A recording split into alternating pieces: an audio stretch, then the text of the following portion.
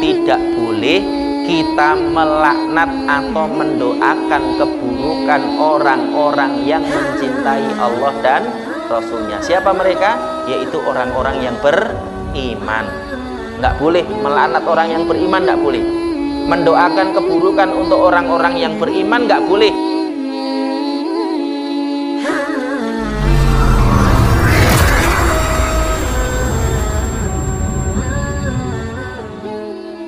Bismillah. Alhamdulillah wassalatu wassalamu ala rasulillah. Assalamualaikum warahmatullahi wabarakatuh.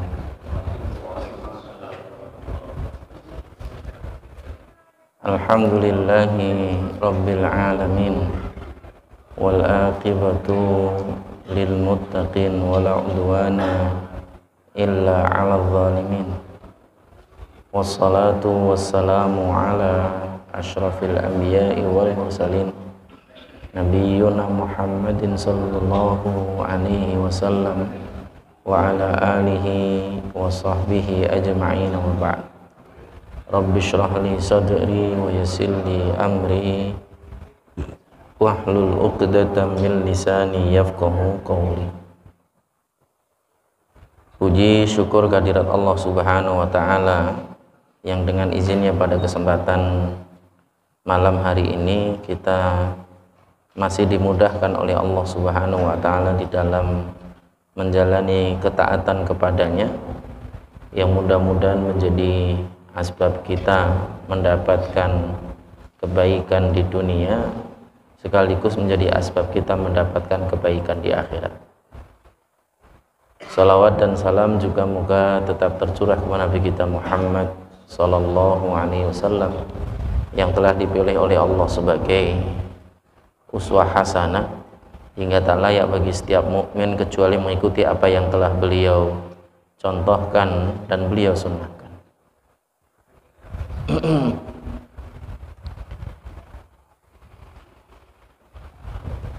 Jamaah yang dimuliakan oleh Allah Subhanahu wa taala, pada kesempatan sebelumnya kita telah membahas tentang cara-cara yang kemudian bisa kita lakukan untuk meraih kecintaan kepada Allah Subhanahu wa taala. Sebagaimana yang kemudian disebutkan oleh para ulama bahwa pilar ibadah kita sebagai seorang mukmin itu ada 3. Jadi pilar kita di dalam beribadah itu ada 3. Yang pertama adalah rasa cinta atau hub, ya, cinta kepada Allah. Yang kedua adalah ar-roja, yaitu rasa harap. Dan yang ketiga adalah al-khauf atau rasa takut. 3-tiganya ini harus ada dalam setiap ibadah kita. Tidak bisa orang hanya beribadah hanya berdasarkan rasa cinta, karena dia sebagai seorang mukmin dia tahu bagaimana kemudian Allah menjanjikan surga dan juga kenikmatan-kenikmatannya, sehingga dia boleh berharap.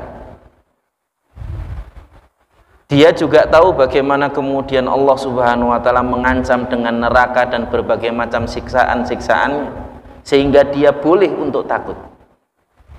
Maka ketika kemudian seseorang beribadah kepada Allah Subhanahu wa taala bukan hanya atas dasar cinta, tapi juga atas dasar harap dan juga takut kepada Allah Subhanahu wa taala. Makanya cinta, harap, takut itu 3-tiganya juga menjadi bagian dari rasa yang ada di dalam hati kita, yang menjadi salah satu di antara amalan hati kita ketika kemudian kita letakkan secara benar. Cinta itu akan menjadi dosa ketika kemudian kita letakkan pada yang tidak punya hak untuk dicintai. Makanya Allah dengan tegas menyebutkan walladzina amanu asyaddu hubban lillah, dan mereka orang-orang yang beriman itu lebih besar cintanya kepada Allah Subhanahu wa taala. Lebih tinggi cintanya kepada Allah Subhanahu wa taala. Bahkan di dalam sebuah hadis Nabi sallallahu alaihi wasallam juga menegaskan, di antara syarat kita bisa menikmati atau merasakan lezatnya atau nikmatnya iman yang kita miliki di dalam hati kita itu adalah ketika ayyakunallaha wa rasulahu ahabbu ilaihi mimma siwahuma. Bahkan dalam hadis yang lain juga disebutkan terkait dengan sabda Nabi kepada Umar, hatta min nafsihi wa ahli ahabbu ayyakunallaha wa rasulahu ahabbu min nafsihi wa ahli, atau kama qala sallallahu alaihi wasallam. Salah satu di antara syarat kita bisa merasakan manisnya iman itu adalah menjadikan Allah dan Rasulnya itu lebih dicintai dibandingkan selain keduanya, bahkan dibandingkan istrinya, bahkan dibandingkan anaknya, bahkan dibandingkan orang tuanya, bahkan dibandingkan dirinya sendiri. Baru kemudian bisa merasakan manisnya iman. Jadi kalau hari ini banyak di antara kaum muslimin yang mengaku beriman kepada Allah, tapi kok ibadah nggak nikmat, ya, kemudian melakukan ketaatan terasa berat, kemudian meninggalkan kemungkaran itu terasa susah dan mustahil. Mungkin salah satu di antara asbab utamanya adalah karena belum adanya rasa cinta di dalam hatinya kepada Allah Subhanahu wa ta'ala. Saya bilang ini salah satunya, dan ini menjadi bagian dari yang juga penting untuk kita jadikan sebagai pelajaran bagi kita. Makanya ada bagian-bagian dari amalan-amalan yang kemudian perlu kita lakukan untuk menimbulkan rasa cinta tadi. Ibarat orang gandrung itu kan ada asbabnya, Pak. Mbuh merga suarane, mbuh merga ayune, mbuh merga akhlaknya atau tingkah lakunya yang baik, atau karena asbab yang lain. Karena cinta itu punya asbabnya, dan untuk meraih asbab itu kita harus melakukan hal-hal yang akhirnya menumbuhkan rasa cinta tadi, bukan menghabiskan rasa cinta tadi. Makanya kan kemarin kita sudah bahas tuh bagaimana kemudian seseorang lebih dekat dengan Al-Quran, karena Al-Quran itu adalah kalamullah yang dengannya akan semakin menumbuhkan cinta kepada Allah, terutama membaca langsung dari mushaf, Pak. Dan ini yang kemudian dianjurkan, kecuali kalau apal 30 juz ya nggak apa-apa, nggak pakai mushaf. Yang jadi kan masalah kita ini kan kadang-kadang apal enggak, ya, baca juga jarang. Nah, ini masalahnya. Tapi ngaku-ngaku cinta kepada Allah, ya kan? Padahal Allah dengan tegas menyebutkan kul in kuntum tuhibbunallaha fattabi'uni yuhibbukumullah. Katakanlah wahai Muhammad, kalau seandainya kalian perintah Allah kepada nabinya untuk disampaikan kepada para sahabat itu, seandainya kalian itu cinta kepada Allah, maka ikuti aku, ikuti Nabi kita, Pak. Itu nggak bisa baca, nggak bisa tulis, tapi apal Qurannya, Pak. Tiap Ramadan itu setor kepada Jibril alaihissalam, mengulang hafalannya dan menyetorkannya kepada Jibril alaihissalam. Itu Nabi kita. Lah kita ini ngakunya umatnya Nabi Muhammad, cinta kepada Nabi, ngakunya ngikutin Nabi. Kan seringkali banyak di antara kita yang ngakunya ahlus sunnah wal jamaah, disingkat aswaja, gitu kan? Banyak yang ngaku demikian, tapi bukti nindi gitu loh. Nabi itu apal Quran, lah kita ini apal Quran apa ora? Pertanyaannya gitu. Nabi itu tiap Ramadan, ya, menyetorkan hafalannya kepada Jibril. Lah kita ini setoran hafalan sama siapa? Pertanyaannya kan begitu, ya. Itu hal sederhana loh, bagian dari salah satu di antara apa yang dilakukan Nabi kita. Kalau kita mengaku cinta kan berarti kita mengikuti segala apa yang kemudian dilakukan oleh orang yang kita cintai. Ibarat seorang fans terhadap idolanya, Apa-apa dilakukan, Pak. Orang kalau ngefans bola itu apa-apa serba bola di rumahnya itu. Sampai kalau perlu mukanya kayak bola. Saking ngefansnya sama bola, baju bola, ya kan? Jamnya juga bola. Cat dindingnya juga kayak bola, ya kan? Sampai dia punya dokumentasi permainan bola, sepak bola seluruh dunia barangkali, ya. Yang hobinya mancing ya beda lagi nanti. Yang nanti hobinya bersepeda ya beda lagi. Yang dipajang dan menunjukkan kecenderungan dan kecintaannya kepada sesuatu itu. Loh, itu untuk sekedar hal sederhana yang belum tentu bermanfaat untuk akhirat kita. Apalagi ini cinta kepada Allah, cinta kepada nabinya yang itu akan bermanfaat bagi kita di akhirat. Ada seorang badui yang datang kepada Nabi sallallahu alaihi wasallam. Ya Rasulullah, wahai Rasulullah, mata sa'ah, kapankah hari kiamat itu? Ada orang badui datang jauh-jauh dari badui kepada Nabi hanya untuk bertanya kapan hari kiamat, ya.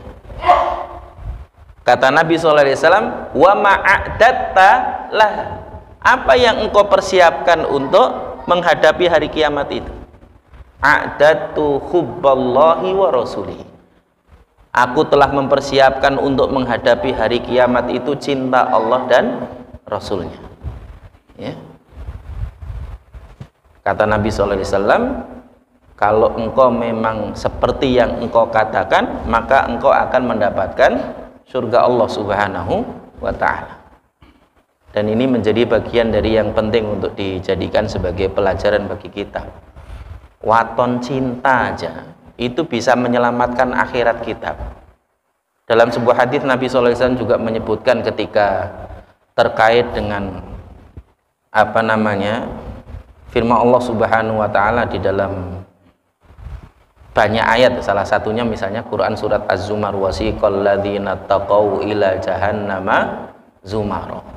Ketika kemudian manusia itu berbondong-bondong digiring menuju surga Allah Subhanahu wa ta'ala bagi mereka yang bertakwa. Kata Nabi SAW, innaka ma'aman ahbabta, sesungguhnya engkau nanti di akhirat akan dikumpulkan bersama dengan orang-orang yang engkau cintai. Kata Anas bin Malik ketika mendengar hadis ini, sungguh tidak ada satu perkataan Nabi pun yang lebih membuat kami gembira dibandingkan perkataan Nabi ketika ditanya tentang ayat tadi, bahwa sesungguhnya kita nanti itu akan dikumpulkan bersama dengan orang-orang yang kita cintai. Bayangkan kalau jenengan cintanya itu bukan sama Nabi tapi sama Michael Jackson, ya, nanti dikumpulkan di mana kita nggak tahu. Kalau Nabi jelas bakal masuk surga. Yang kalau kita cinta kepada Nabi berarti kita nanti akan dikumpulkan bersama dengan orang yang kita cintai, ya. Dan ini bagian dari yang juga penting untuk kita jadikan sebagai perhatian kita. Nah, ketika kemudian kita memiliki rasa cinta di dalam hati kita, apa buah yang kita akan dapatkan? Disebutkan oleh Syekh Shalih Al-Munajjid di dalam kitabnya Silsilatu A'malil Qulub. Di antara apa yang akan didapatkan dari cinta kepada Allah, yang pertama adalah dukhulul jannah wal ibti'adu anin nar. Akan dimasukkan ke dalam surga dan dijauhkan dari neraka. Dan itu janji Allah Subhanahu wa ta'ala kepada kita, juga janji nabinya kepada kita. Ketika kemudian kita cinta kepada Allah, sehingga dengan cinta yang kemudian ada di dalam hati kita itu mendorong kita untuk mengamalkan ketaatan-ketaatan kepada Allah, itu yang akan membawa kita kepada surga Allah Subhanahu wa ta'ala. Dalam banyak nas Nabi SAW menyebutkan, demikian juga dalam banyak nas Allah Subhanahu wa ta'ala mengatakan di dalam kitabnya. Di antaranya apa yang disabdakan oleh Nabi SAW, di antara apa yang kemudian difirmankan oleh Allah Subhanahu wa ta'ala, faman yarju liqa'a rabbih falyamal amalan shalihan wa la yusyrik bi ibadati rabbih ahada. Barang siapa yang menginginkan perjumpaan dengan Rabbnya, Orang tuh kalau nggak punya rasa cinta, Pak, nggak pengen ketemu itu nggak mungkin. Yang pengen ketemu itu hanya mereka yang punya rasa cinta. Ya. Ibarat seorang suami yang sudah pergi lama dari rumah, itu membayangkan rumah itu ibarat surga, Pak. Ya. Pokoknya bayangannya kalau pulang, wah ini pulang ini nikmat banget ini pokoknya. Ya. Rasanya ngenti-ngenti pikirannya. Ini bagian dari contoh, sekedar contoh saja. Kenapa? Karena ada cinta tadi. Tapi kalau nggak ada cinta, dia ketika kemudian pergi jauh itu bahkan kalau perlu rasah bali, nggak ada yang mendorong dia untuk pulang. Begitu kan? Makanya Allah dengan tegas menyebutkan faman kana yarju liqa'a rabbih falyamal amalan sholihan. Barang siapa yang menginginkan perjumpaan dengan Rabb-nya, maka hendaklah dia beramal soleh. Wala yusyrik bi ibadati rabbih ahada, dan tidak menyekutukan Allah tadi itu di dalam ibadah sedikit pun. Dan ini menjadi bagian dari syarat kita untuk mendapatkan kebaikan di akhirat. Ya. Sebagai bagian dari konsekuensi apa yang kemudian Allah janjikan tadi, buktikan. Salah satunya adalah dengan amal soleh dan tidak berbuat syirik dalam hal apapun. Syirik cinta itu juga ada. Syirik dalam masalah mahabbah, syirkul mahabbah. Ketika kemudian kita menjadikan cinta kita kepada selain Allah itu lebih besar dibandingkan cinta kita kepada Allah, sebagaimana yang umumnya dilakukan oleh orang-orang yang tidak beriman. Dan ini yang kemudian penting untuk dihati-hati. Makanya letakkan cinta pada selain Allah itu sekedarnya, Pak. Cinta sama istri ya sekedarnya aja, ya. Karena namanya makhluk itu nggak ada yang abadi. Istri kita bisa tua, bisa mati. Kalau sudah mati ya mau nggak mau ganti. Kalau sudah tua ya nggak cantik lagi. Tidak sebagaimana ketika masih muda dulu. Ketika kemudian cinta itu berlebihan, akan menghantarkan kita kemudian kepada syirkul mahabbah tadi, syirik dalam masalah urusan cinta. Makanya cinta kepada selain Allah itu sekedarnya saja, Pak. Tidak perlu berlebihan. Meskipun secara fitrahnya manusia itu memiliki kecenderungan dan cinta kepada hal-hal yang kemudian Allah jadikan cenderung itu. Zuyyina linnasi hubbus syahawat. Di antara apa yang kemudian Allah takdirkan bagi kita itu adalah apa? Dijadikan kita ini condong cenderung cinta kepada hal-hal yang sifatnya syahwat tadi. Apa itu? Minan nisa wal banin wal qanatiril muqantarah. Baik pada wanita, maksudnya istri, kemudian al-banin, anak-anak, dan juga al-qanatiril muqantarah itu harta. Makanya kecenderungan manusia pada tiga itu ya memang ada. Wong itu sudah jadi fitrahnya manusia. Justru agak aneh kalau ada manusia kok nggak suka sama wanita, ada manusia nggak suka sama anak-anak, ada manusia nggak suka sama harta, itu aneh. Wong Nabi sendiri mengatakan di antara apa yang disukai Nabi itu adalah apa? Wanita dan wewangian. Di antara yang disukai Nabi itu adalah wanita dan wewangian. Makanya Nabi istrinya sampai 9, dalam redaksi yang lain 11, dalam redaksi yang lain 13, Pak. Ya, itu istrinya Nabi. Kita ini kan ngakunya cinta pada wanita, tapi beraninya cuma satu aja. Ya. Saya bilang beraninya, kan memang Allah Subhanahu wa taala yang menyebutkan wa in khiftum alla ta'dilu fawahidah. Kalau kalian takut tidak bisa adil, takut itu lawan dari berani. Makanya tadi saya bilang beraninya cuman satu. Ya, ini bagian dari yang juga penting untuk dijadikan sebagai pelajaran bagi kita. Nah, cinta kepada Allah tadi itu akan menghantarkan kita terselamatkan dari neraka Allah, karena tidak akan mungkin orang yang cinta itu mengazab orang yang dicintai. Yang mencintai itu tidak akan mungkin memberikan hal-hal yang buruk kepada orang yang dicintainya. Sebagaimana kita tidak ingin ada keburukan menimpa anak-anak kita, kita tidak ingin ada keburukan menimpa istri kita, kita tidak ingin ada keburukan menimpa orang-orang yang kemudian kita cintai. Begitu juga Allah Subhanahu wa ta'ala. Ketika kita cinta kepada Allah, yang akhirnya menghantarkan cinta Allah kepada kita, maka Allah akan menjanjikan bagi kita tidak akan diazab olehnya sama sekali. Makanya nanti di dalam hadis, innallaha yardha lakum thalathan wa yaskhatu lakum thalathan.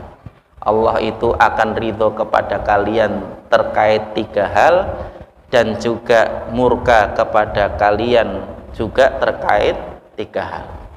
Salah satunya yang diridhoi oleh Allah adalah ta'budullaha wa la tusyriku bihi syai'a, yaitu engkau beribadah kepada Allah dan tidak menyekutukannya dengan sesuatu apapun. Dalam hadis yang lain juga Nabi SAW menyebutkan wala yazalu abdi yataqarrabu ilayya bin nawafili hatta uhibbahu, dan tidaklah hambaku itu tetap mendekatkan diri kepadaku setelah melakukan amalan-amalan wajib tadi dengan amalan-amalan sunnah hingga aku mencintainya. Jadi kalau seorang hamba itu melakukan amalan wajib, itu yang dicintai amalannya, Pak. Karena Allah itu tidak mencintai sesuatu apapun dari hambanya kecuali apa yang telah diwajibkan oleh Allah kepada hambanya tadi. Illa mimma aftaratu alaihi. Tidak ada yang lebih dicintai oleh Allah kecuali dengan apa yang diwajibkan atas hamba-hambanya tadi. Jadi kalau kita melakukan hanya yang wajib, yang disukai amalannya, Pak. Tapi kalau kemudian kita mendekatkan diri kepada Allah dengan amalan-amalan sunnah, yang dicintai orangnya. Dan ini menjadi bagian dari yang juga penting untuk kita jadikan sebagai perhatian kita. Maka jangan pernah menggantikan kecintaan kepada Allah tadi itu dengan kecintaan-kecintaan yang lain, karena pasti akan menjadikan kita menyesal nanti ketika di akhirat, Pak. Jangan pernah mengganti kecintaan kepada Allah itu dengan kecintaan-kecintaan yang lain. Dan ini menjadi bagian dari yang juga penting untuk dijadikan sebagai pelajaran bagi kita. Lawung surga itu kenikmatannya sangat luar biasa, Pak. Yang tidak bisa terbayang oleh kita sama sekali. Mala ainun ra'at wala udhunun sami'at wala khatara fil qalbil bashar. Tidak pernah dilihat oleh mata, tidak pernah didengar oleh telinga, dan tidak pernah terbersit di hati seorang manusia pun kenikmatan surga itu. Maksudnya kenikmatannya lebih dari apa yang kita bayangkan. Ya karena kita belum tahu, sekarang kita hanya bisa membayangkan, Pak. Tapi nanti kenikmatan di surga itu jauh lebih nikmat dibandingkan apa yang kita bayangkan. Nanti banyak ayat yang bisa kita jadikan sebagai bahan tadabbur, Pak. Misalnya di Quran surat An-Naba, ketika Allah Subhanahu wa taala mengatakan di dalam firman-Nya wa kawaiba atroba wa ka'san tihaqa la yasma'una fiha lagwa wala kidzaba. Di antara kenikmatan surga itu adalah kawaiba wa atroba. Kawaiba wa atroba itu terkait dengan sifat bidadari surga, Pak. Bahasanya apa? Kalau dibahasakan bahasa Indonesia itu didengarnya nggak enak, Pak. Ya.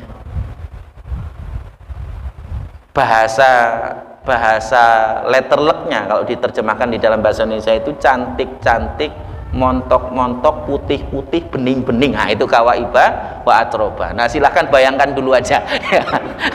Nggak apa-apa. Loh justru itu dulu yang membuat para sahabat tuh semangat untuk beramal itu Pak. Jenengan kalau nggak punya bayangannya nggak semangat, Pak. Ya. Minimal kan bayangin dulu, yang nanti jauh lebih indah dan lebih cantik daripada yang dibayangkan bahkan. Ya, jenengan hari ini terbayang wanita paling cantik di dunia itu siapa? Nanti di surga itu jauh lebih cantik dari itu. Ya. Yang di dalam sebuah hadis disebutkan seandainya betisnya bidadari surga itu tersingkap di dunia, Pak. Ya. Tersingkap itu dunia nggak ada gelapnya, Pak. Bayangkan. Cuman betisnya tersingkap tok. Ya. Lah, apalagi nanti ketika kemudian Allah berfirman hum fi syughulin fakihun, mereka para penduduk surga itu dalam kesibukan yang menyenangkan. Kata para ulama, Pak, setiap penduduk surga itu minimal dapat 2 bidadari dunia, maksudnya 2 dari wanita dunia dan nanti beberapa dari dari bidadari surga tadi, yang mereka kesibukannya tiap hari ya kesibukan dengan istri-istrinya tadi.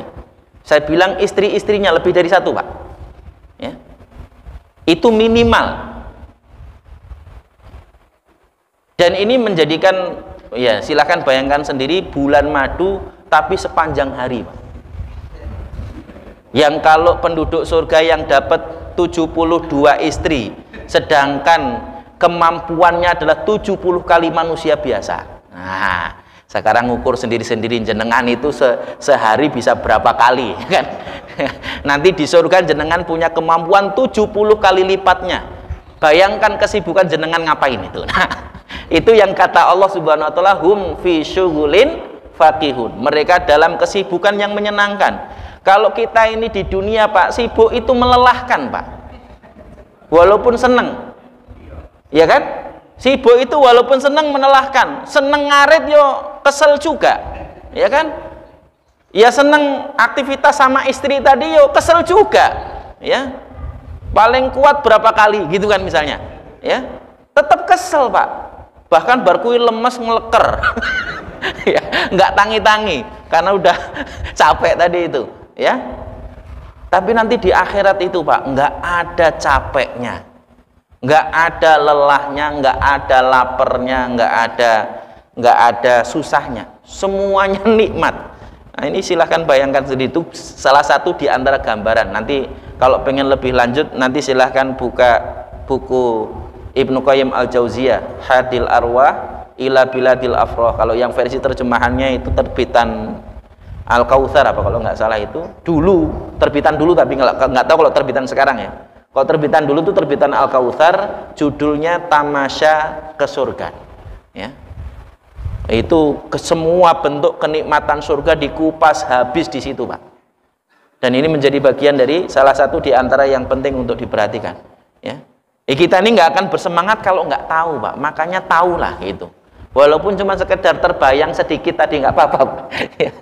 Bayangin dulu aja, memang kenikmatan surga kita belum tahu, jadi kita hanya bisa bayangin dulu. Yang nanti yang akan kita dapatkan di surga itu jauh lebih nikmat daripada itu, ya. Dan ini menjadi bagian dari yang juga penting untuk diperhatikan. Kemudian buah yang kedua dari cinta kepada Allah adalah husuluhu ala mahabbatillahi subhanahu wa ta'ala, mendapatkan kecintaan Allah Subhanahu wa ta'ala. Disebutkan di dalam sebuah riwayat An Idris Al-Khawlani rahimahullah, An Abi Idris Al-Khawlani rahimahullah, dari seorang tabi'in yang bernama Abu Idris Al-Khawlani rahimahullah. Beliau berkata, dakhaltu masjid Dimashq. Suatu ketika aku memasuki masjid di Damaskus di wilayah Syam. Fa idza ana bifata barakus sanaya wa idzan nasu haulahu idza ikhtalafu fi syai'in asnaduhu ilaihi wa sadaru an ra'ihi. Yang ketika aku memasuki masjid itu aku mendapati ada seorang pemuda yang berpenampilan menarik, wa idzan nasu haulahu, dan orang-orang itu ada di sekitarnya mengelilinginya. Ketika mereka berselisih tentang sesuatu, mereka akan menanyakan dan juga mengambil pendapatnya. Fasa'altu anhu, Maka kemudian aku bertanya pada orang-orang tentang siapa orang ini. Maka kemudian orang-orang menjawab dengan mengatakan hadza Mu'adz bin Jabalin. Ini adalah Mu'adz bin Jabal. Falamma kanal ghad hajartu fawajadtuhu qad sabaqani bil hajir wa wajadtuhu yusolli. Maka di besoknya aku datang ke masjid lebih dulu dan ternyata aku sudah mendapatinya mendahuluiku dan aku mendapatinya sholat. Fangtadhartuhu hatta idza qadha sholatahu ji'tuhu min qibali wajhihi fasalamtu alaihi faqultu lahu wallahi inni la uhibbuka lillah. Ya. Ketika kemudian aku mendapatinya sudah selesai dari mengerjakan sholat, aku menemuinya. Kemudian aku mengucapkan salam kepadanya, lalu kemudian aku katakan kepadanya, sesungguhnya aku mencintaimu karena Allah Subhanahu wa ta'ala. Faqala Allah, maka kemudian dia bertanya lagi, dia bertanya kepadaku tentang Allah, kata Mu'adz tadi bertanya, faqultu Allah. Faqala Allah, faqultu Allah. Ya.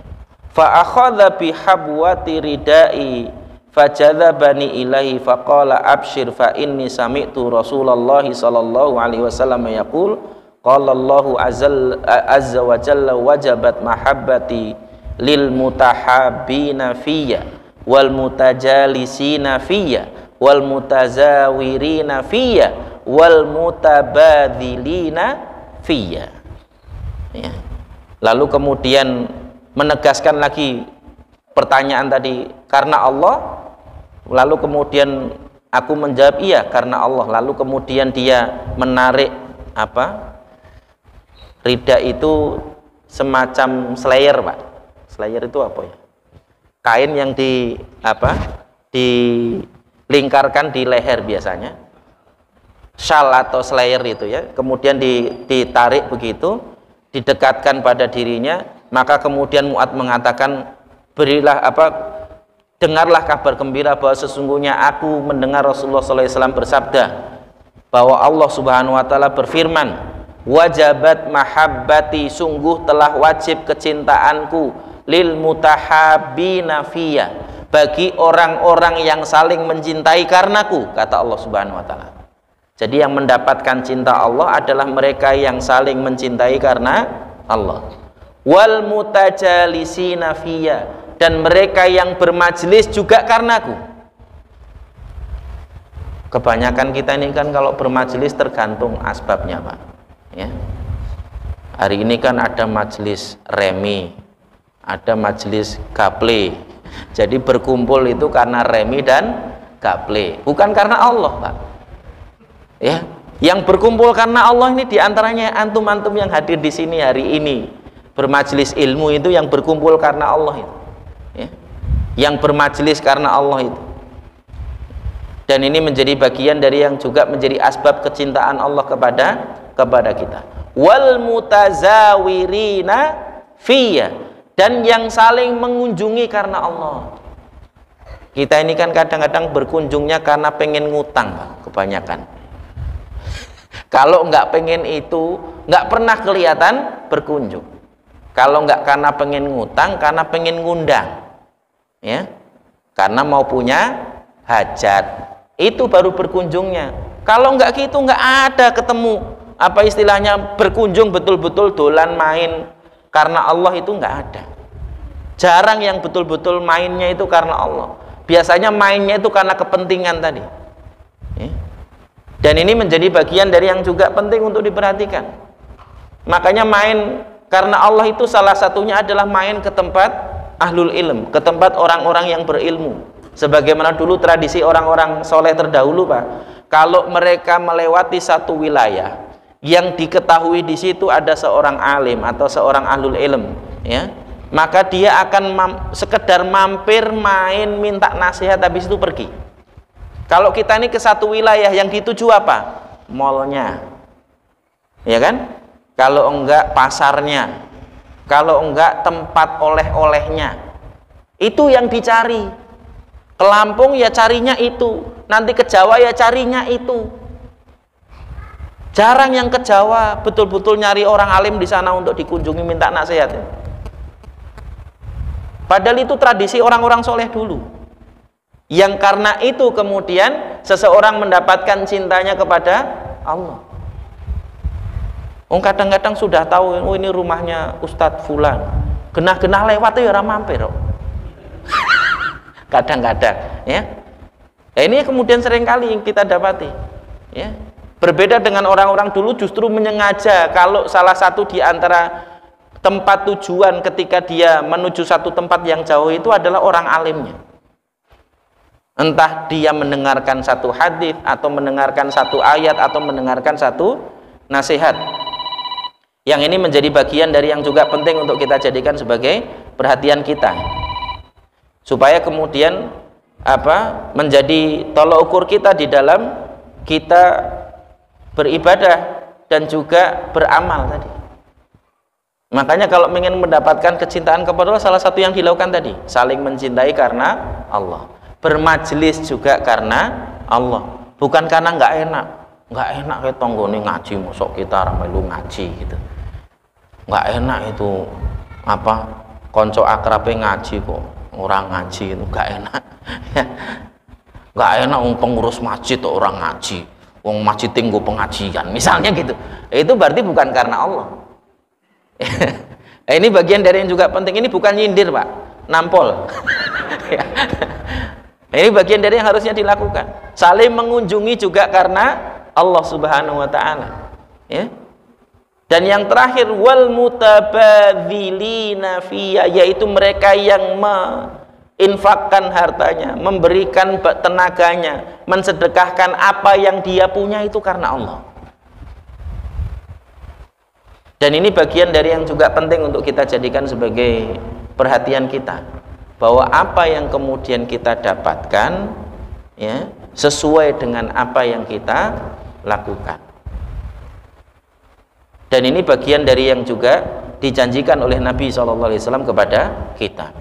Dalam riwayat lain dari Abu Hurairah radhiyallahu an, dari Nabi SAW bersabda, anna rajulan zara akhan lahu fi qaryatin ukhra fa arsadallahu lahu ala madrajatihi malaka falamma ata alaihi qala aina turid qala uridu akhan li fi hadhil qaryah qala hal laka alaihi min ni'matin tarubbuha qala la ghaira anni ahbabtuhu fillahi azza wa jalla qala fa inni rasulullahi ilaika bi anna allaha qad ahabbaka kama ahbabtahu fihi. Ya.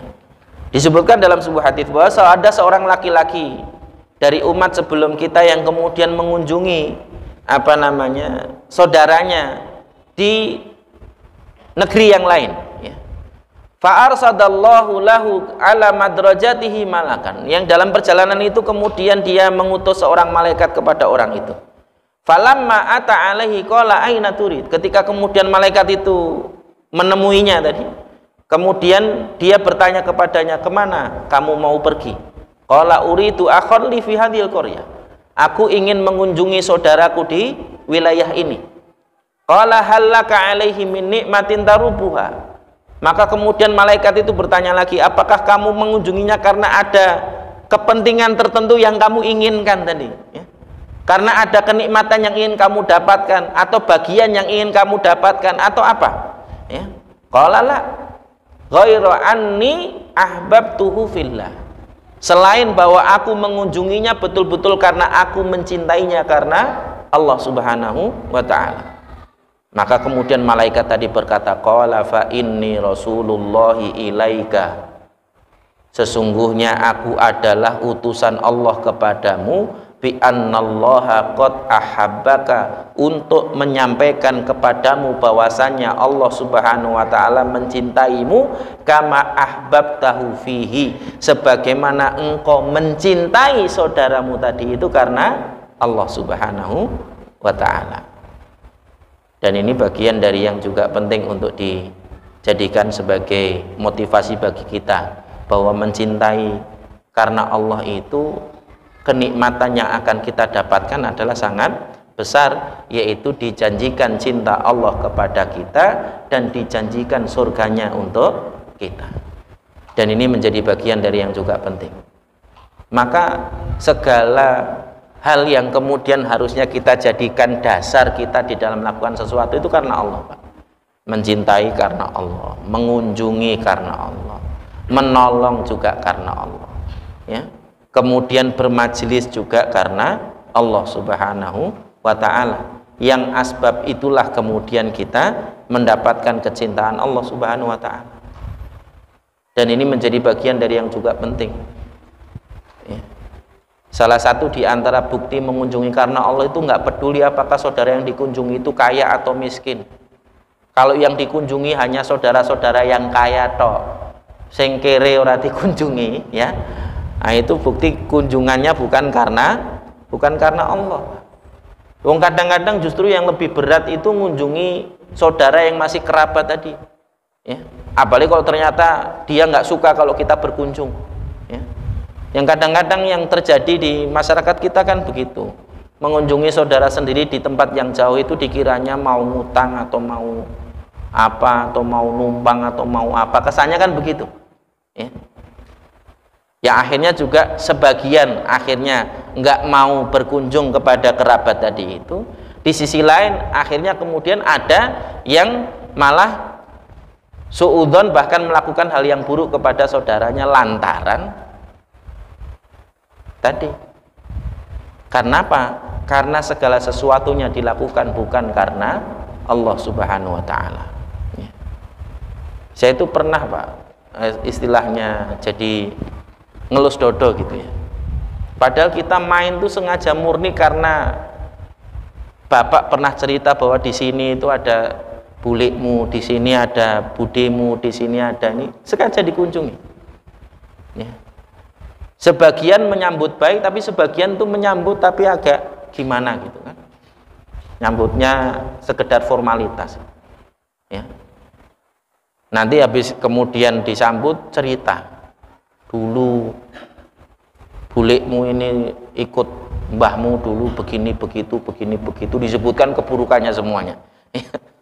Sebenarnya itu hanya ungkapan supaya kemudian kita nggak usah berkunjung ke situ gitu maksudnya. Itu bagian dari yang bisa kita dapatkan seperti itu. Padahal dulure dhewe, Pak, genah-genah tahu ini anaknya si fulan yang tinggal di sini, dan dia tahu betul wong dulu memang akrab, waktu kecil juga sering main. Giliran gede anaknya suruh main, ketika anaknya main ungkapannya seperti itu, dan itu terjadi. Makanya kadang-kadang menyambung hubungan silaturahim itu lebih berat dibandingkan berkunjung ke teman yang kita kenal. Kalau namanya teman kenal akrab itu kan nggak ada ungkapan-ungkapan seperti itu. Tapi kalau kepada kerabat bisa jadi ada ungkapan-ungkapan seperti itu. Maka kalau kita tidak melakukannya karena Allah, Pak, itu keloro-loro sampai mati, Pak, yakin. Dan ini menjadi bagian dari yang juga penting untuk kita jadikan sebagai pelajaran. Disebutkan oleh Syekh Shalih Al-Munajjid, kullama zadatil mahabbatu bainal mu'minin kana hadza aqrabu ilallah, ya. Semakin bertambah kecintaan di antara orang-orang yang beriman tadi itu lebih dekat kepada Allah Subhanahu wa ta'ala, lebih mendekatkan orang yang mencintai orang-orang yang beriman itu kepada Allah Subhanahu wa ta'ala. Sebagaimana kata Anas bin Malik dalam sebuah riwayat radhiyallahu an, ya, bahwasanya Rasulullah SAW bersabda, ma tahabba rajulani fillahi illa kana ahabbuhuma ilallahi azza wa jalla asyaddahum hubban li sahibihi, ya. Tidaklah dua orang laki-laki saling mencintai karena Allah, kecuali salah satu di antara keduanya yang paling dicintai adalah yang paling besar kecintaan kepada saudaranya karena Allah tadi itu. Dan ini menjadi bagian dari buah kecintaan kita kepada Allah Subhanahu wa ta'ala. Termasuk nanti ketika ada seorang laki-laki yang setiap kali sholat, Pak, itu selalu membaca Qul huwallahu ahad. Nah, ini kabar gembira bagi para imam yang ayat atau surat favoritnya adalah Qul huwallahu ahad. Ya. Jadi suatu ketika ada seorang yang diutus oleh Nabi SAW untuk memimpin Sariyah. Sariyah itu semacam misi pengintaian, Pak. Ya. Setiap kali dia mengimami sholat itu selalu ditutup. Maksudnya ada beberapa riwayat ya, nanti di tafsir Quran surat Al-Ikhlas itu. Riwayat yang pertama mengatakan dia setiap rakaat kedua itu bacanya kul huwallahu ahad. Ya. Sebagian riwayat lagi mengatakan dia setelah membaca Al-Fatihah kemudian membaca surat, sebelum ruku itu selalu membaca kul huwallahu ahad setiap rakaatnya. Lalu kemudian disampaikan itu kepada Nabi setelah mereka pulang dari misi mereka tadi itu, disampaikan kepada Nabi, wahai Nabi, sesungguhnya si fulan ini kalau sholat selalu mimpinnya dengan kul huwallahu ahad tadi itu. Lalu kemudian Nabi balik bertanya, tanyalah kepadanya apa yang menjadikan dia membaca surat itu. Lalu kemudian orang itu menjawab li'annaha sifatur rahman, karena surat ini mengandung sifat-sifat Allah Subhanahu wa taala, wa ana uhibbu an aqra'a biha, dan aku suka ketika aku membaca surat itu. Ya. Maka kemudian Nabi sallallahu alaihi wasallam bersabda, akhbiruhu annallaha yuhibbuhu. Sampaikan kepada orang itu sesungguhnya Allah juga mencintai dirinya. Makanya kalau jenengan mau kul huwallahu ahad Pak yang dibaca ya, dasar bacaannya harus benar, yaitu karena cinta surat Al-Ikhlas yang di dalamnya mengandung sifat-sifat Allah. Tapi kalau bacanya karena pengen cepet rampung sholatnya, nah itu nggak dapat apa-apa ya. Ini bagian dari yang juga penting untuk dijadikan sebagai perhatian kita. Kemudian yang ketiga yang didapatkan dari buah cinta kepada Allah adalah mendapatkan pujian dari manusia dalam kehidupan dunianya. Disebutkan di dalam sebuah hadis dari Anas bin Malik radhiyallahu anhu. Marra bi janazatin ala Rasulullah sallallahu alaihi wasallam. Suatu ketika ada jenazah yang lewat di hadapan Nabi sallallahu alaihi wasallam. Faqala athnu 'alaiha. Ya. Pujilah dia. Faqalu kana ma 'alimna yuhibbullaha wa rasuluhu. Fa athnau 'alaihi khaira. Ya. Lalu kemudian para sahabat, kami tidak mengetahui jenazah itu kecuali bahwa jenazah itu dulunya saat hidup dia mencintai Allah dan Rasulnya, sehingga Nabi perintahkan ketika jenazah itu lewat, merintahkan kami untuk memuji jenazah itu. Dan ini faidah yang didapatkan kalau kita cinta kepada Allah. Dan yang terakhir adalah al-himayatu minal la'an, dijaga dari laknat. Laknat itu apa Pak? Laknat itu doa keburukan. Ya.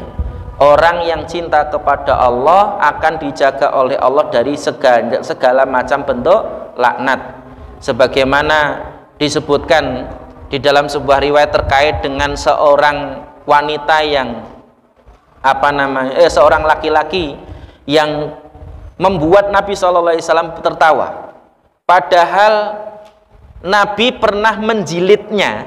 Dijilid itu dicambuk Pak, karena dia dulu minum khamr. Fa'utiya bihi yauman fa'amara bihi fajulida.